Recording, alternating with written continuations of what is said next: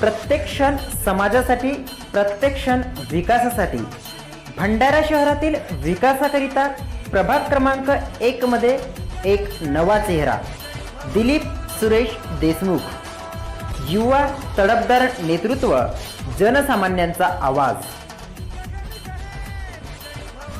न सीटों पर बात, न साझा रैली, राहुल की यात्रा में भी इंडिया की दूरी, कैसे आई गठबंधन में गांठ. पश्चिम बंगाल की सीएम ममता बनर्जी ने इंडिया अलायंस से अलग होकर ही लोकसभा चुनाव में उतरने का फैसला लिया है.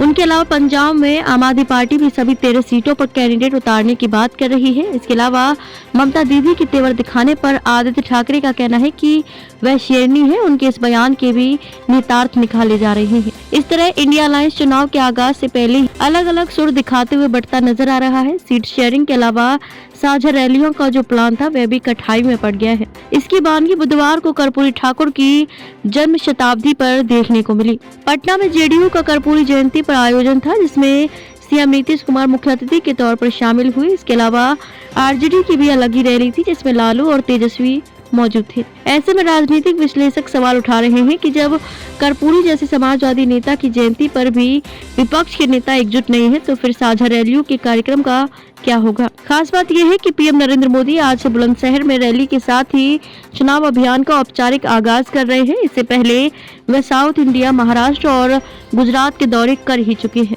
विपक्ष के संयोजन में कमी इस हद तक है कि साझा रैलियों के प्लान पर अब कोई बात ही नहीं हो रही है, जबकि अक्टूबर में ही ऐसे एक आयोजन का प्लान था.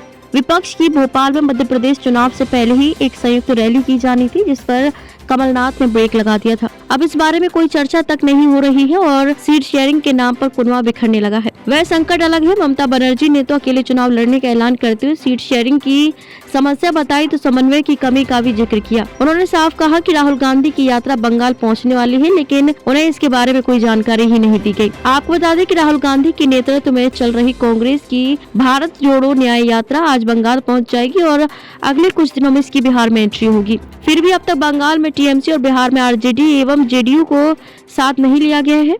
ये स्थिति विपक्ष में बिखराव को दर्शा रही है. खासतौर पर सीट शेयरिंग को लेकर महाराष्ट्र से पंजाब तक टकराव बना हुआ है. वहीं बिहार में आरजेडी और जेडीयू और यूपी में समाजवादी पार्टी कांग्रेस को भाव देने के मूड में नहीं है. ऐसे में विपक्ष की यही स्थिति है कि कौन दिशा में लेकर चला रे बटोहिया. चुनावी अभियान शुरू होने हैं और इसकी एकता किस हद तक है, ये देखने के लिए आने वाले दिन बेहद अहम होंगे.